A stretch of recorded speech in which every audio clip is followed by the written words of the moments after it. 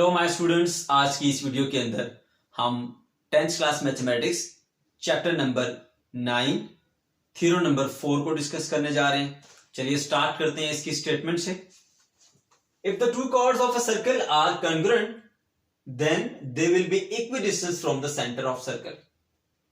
बच्चों, अब इस स्टेटमेंट के अंदर कॉर्ड का लफ्ज इस्तेमाल हुआ है। कॉर्ड क्या होता है? एक ऐसी लाइन जो सर्कल के दो पॉइंट्स को टच करती हुई जाए। हमारे पास ये एक्स्ट्रा इंफॉर्मेशन बॉक्स में आप देख सकते हैं, ये सर्कल है और सर्कल के अंदर ये जो ब्लैक कलर की लाइन आपको नजर आ रही है, ये सर्कल के दो पॉइंट्स को टच करती हुई जा रही है। इसको हम क्या कहते हैं? ये हमारे पास कॉर्ड है। ओके, अब कहा जा रहा है कि एक सर्कल के अंदर दो कॉर्ड अगर इक्वल हैं, कॉन्करेंट को आप यूं समझ लें कि इक्वल हैं, तो फिर उनका सेंटर से फासला भी बराबर होगा। मान लीजिए हमारे पास एक सर्कल है। सबसे पहले डायग्राम ड्रा करते हैं, तो डायग्राम ड्रा करते हुए आपने जैसे सर्कल का नाम सुना तो सर्कल ड्रा कर दिया। उसका सेंटर क्या है? ये सेंटर O। अब कहा जा रहा है कि इसके अंदर दो इक्वल कार्ड हैं। एक कार्ड आप यहां ड्रा कर लें, एक कार्ड आप यहां ड्रा कर लें। देख लें, ये कार्ड है क्योंकि सर्कल के दो पॉइंट को टच करता हुआ जा रही है। ये कार्ड है। अगर ये दोनों कार्ड इक्वल हैं तो इनका डिस्टेंस भी सेंटर से इक्वल होगा, यानी सर्कल के सेंटर से इसका फासला, सर्कल के सेंटर से इसका फासला, वो दोनों बराबर होगा अगर ये दोनों कार्ड इक्वल हैं। ओके, तो इस बात को अब हमने प्रूव करना है। बच्चों, सबसे पहले आप गिवन लिखेंगे। गिवन में आप क्या लिखते हैं? एक सर्कल की बात की गई है तो आप लिखेंगे, रटा लगाने की जरूरत नहीं है। सर्कल की बात की गई तो आप सर्कल का लिखेंगे। एक सर्कल है विद सेंटर O। नंबर 2 पे कहा गया है कि दो कार्ड हैं उसके अंदर जो कि इक्वल हैं। तो बच्चों आपने क्या करना है? दो कार्ड ड्रा कर देने। एक का नाम AB कर दिया, एक का नाम CD। तो गिवन में लिख देंगे कि दो कार्ड AB और CD जो कि आपस में इक्वल हैं। उसके बाद थर्ड पे आपने क्या पॉइंट लिखा जी? OH is perpendicular to AB और OK is perpendicular to CD। अब बच्चों को सबसे ज्यादा कंफ्यूजन इस पॉइंट पर होती है कि ये पॉइंट कहां से आया, क्यों लिखा, हमें कैसे याद रहेगा ये पॉइंट। बच्चों, अब इसके पीछे कंसेप्ट है। देखें, कहा जा रहा है कि सर्कल के अंदर दो हमारे पास क्या है? कॉर्ड, और दोनों का सेंटर से फासला इक्वल होगा। ये बात हमें प्रूव करनी है। तो इस पॉइंट से इस कॉर्ड का डिस्टेंस, याद रखें हमेशा एक पॉइंट का लाइन से डिस्टेंस परपेंडिकुलर लिया जाता है। डिस्टेंस हमेशा एक पॉइंट का लाइन से परपेंडिकुलर लिया जाता है। यहां पर आप 90 डिग्री की एक लाइन ड्रा करेंगे इसके ऊपर। तो जब इस पॉइंट का इस लाइन से फासला ड्रा करना है तो इसके ऊपर भी आप परपेंडिकुलर ड्रा करेंगे ऐसे। तो बच्चों, इस तरह से आपने पॉइंट के ऊपर परपेंडिकुलर ड्रा करने हैं। अब ये इसको आप दे सकते हैं नाम, H का नाम दे दें, हमने इसको H का नाम दिया, इसको K का नाम दिया, आप दे सकते हैं कोई भी नाम। तो OA और OH ये डिस्टेंस है इस सेंटर से इस कॉर्ड का और इस सेंटर से इस कॉर्ड का। यही तो हमने प्रूव करना है कि ये इक्वल है। तो डिस्टेंस प्रूव करना इक्वल है या नहीं इक्वल वो अलग बात है। पहले आपको ये डिसाइड करना है कि पॉइंट से एक लाइन का फासला हमेशा परपेंडिकुलर होता है। तो आपको गिवन में बताना है कि ये, क्योंकि डिस्टेंस की बात की गई है एक लाइन और एक पॉइंट के, तो आप बताएंगे कि OA जो हमारे पास जो OH है वो AB के ऊपर परपेंडिकुलर है। OH is perpendicular to AB and OK is perpendicular to CD। OK is perpendicular to CD, ये लिख दिया। अब आपको बात क्लियर होगी कि हमने ये पॉइंट क्यों लिखा। अब प्रूफ क्या करने जा रहे हैं कि इन दो इक्वल कार्ड्स का सेंटर से फासला बराबर है, यानी OA और OK ये दोनों बराबर होने चाहिए। OH सॉरी ये H है, तो OH should be equal to OK। ये बात हमें प्रूव करनी है। अब बच्चों, ऐसा करने के लिए अब ये जो डायग्राम है ना काफी है, इससे हम प्रूव नहीं कर पाएंगे। तो हमें क्या करना पड़ेगा? कंस्ट्रक्शन करनी पड़ेगी ताकि ये ट्राइंगल बन जाए और ट्राइंगल के रूल्स को यूज करते हुए हम इसको प्रूव कर सकें। तो बच्चों क्या करेंगे? हम C को O से ज्वाइन कर देंगे, A को भी O से ज्वाइन करेंगे, तो दो ट्राइंगल बन जाएंगे। इस तरह से आप डायग्राम बनाएंगे। मैंने यहां पर पहले से ये डायग्राम बना रखी है, आप देख सकते हैं। बनेगी कैसे मैंने आपको सारा डिटेल बता दिया है। ओके, तो बच्चों इस तरह से आपने डायग्राम बना ली और कंस्ट्रक्शन लिख ली। अब हमने इसको प्रूव करना है। प्रूव करते हुए सबसे पहला जो थ्योरम इसके अंदर जो पॉइंट लिखा हुआ क्या है? OH bisect the chord AB। OH AB को बाइसेक्ट करता है। यहीं से कंफ्यूजन बन जाती है कि सर कैसे बाइसेक्ट करता है।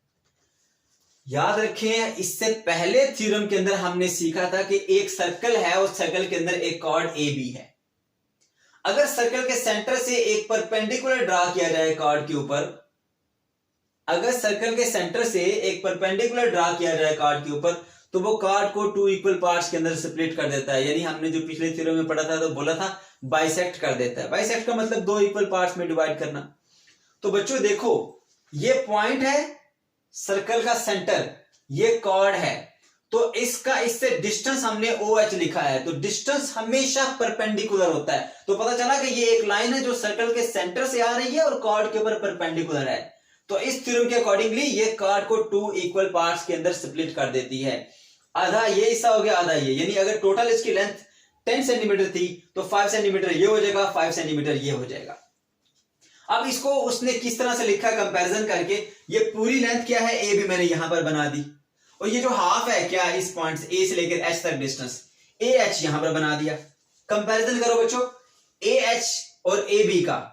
AH जो है वो इस बड़ी का हाफ है, आधा है। AH is equal to half of AB।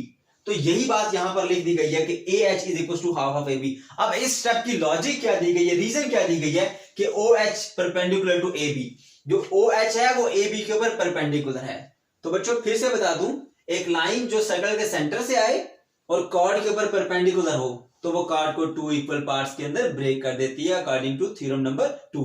Book में खाली स्टेटमेंट लिखी हुई है थ्योरम नंबर 2 के साथ, रीजन दी हुई है साथ में। ओके, तो इसी तरह से अब हम इस कॉर्ड की बात करते हैं। इस कॉर्ड के ऊपर भी जो O की लाइन है वो CD को बाइसेक्ट कर रही है। क्यों बाइसेक्ट कर रही है? क्योंकि बच्चों ये line centre of the circle से आ रही है और कॉर्ड के ऊपर परपेंडिकुलर है। कैसे पता चला परपेंडिकुलर है? क्योंकि एक पॉइंट का एक लाइन से फासला हमेशा परपेंडिकुलर लिया जाता है।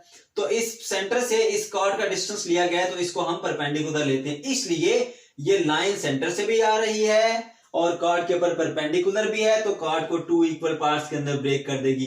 ये वाला पार्ट इक्वल। ओके, तो इसी तरह जैसे हमने इस AB का AH के साथ कंपैरिजन किया, इसी तरह CH का CD से कंपैरिजन करेंगे। तो बच्चों जो CK है वो CD का हाफ है, तो लिखा CK is equal to half of the measurement of CD। इसकी लॉजिक ये दे दी, इसकी लॉजिक ये दी कि OH परपेंडिकुलर है CD के ऊपर, तभी तो इसने 2 इक्वल पार्ट्स में ब्रेक किया इसको। ओके, अब जो थर्ड पॉइंट है यहां पर आपने याद रखना है वो क्या, कि यहां बताया गया था कि गिवन के अंदर AB और CD दोनों कार्ड बराबर हैं। तो बच्चों अगर 2 कार्ड बराबर हैं तो उनके हाफ भी बराबर होंगे। लेट्स सपोज AB हमारे पास कितना था 10 सेंटीमीटर, CD कितना कार्ड था 10 सेंटीमीटर। तो ये जो हमारे पास इसके हाफ करेंगे, हाफ क्या होगा 5 सेंटीमीटर, ये भी क्या होगा 5 सेंटीमीटर। तो फिर इनके हाफ भी क्या है आपस में बराबर। अगर 2 नंबर इक्वल हो तो उनके हाफ भी इक्वल होते हैं। इसी तरह अब AB और CD जो है ना, 2 लेंथ हमारे पास, ये कॉर्ड AB और ये CD, ये दोनों इक्वल है तो इनके हाफ यानी AH और CK ये भी इक्वल होंगे। तो आप यहां लिखेंगे AB is equal to CD, then CK is also equal to AH। ABCD बच्चे दोनों कार्ड्स हैं हमारे पास, ये गिवन इसकी रीजन दी है मैंने। तो फिर क्या है, CK और AH ये भी दोनों फिर आपस में इक्वल होंगे। क्यों? क्योंकि CK और AH ये दोनों हाफ हैं। किसके हाफ हैं? इन AB और CD के। तो 2 नंबर अगर इक्वल हो उनके हाफ भी इक्वल होते हैं। इस सेंस में बच्चों मैंने लिखा कि CK is equal to AH। अब यहां तक हमने कर लिया काम। अब हम बढ़ते हैं इसकी जानिब, किस तरह प्रूव करें कि OH और OK दोनों बराबर हैं। ये डिस्टेंस है इस सेंटर से कॉर्ड का और ये डिस्टेंस है इस सेंटर से कॉर्ड का। अब OH और OK हमने प्रूव करना है कि ये दोनों इक्वल है। बच्चों कैसे प्रूव करेंगे? उसके लिए हम इन ट्राइंगल्स का कंपैरिजन करेंगे, एक ये ट्राइंगल और एक ये ट्राइंगल, इन दोनों ट्राइंगल का कंपैरिजन करेंगे।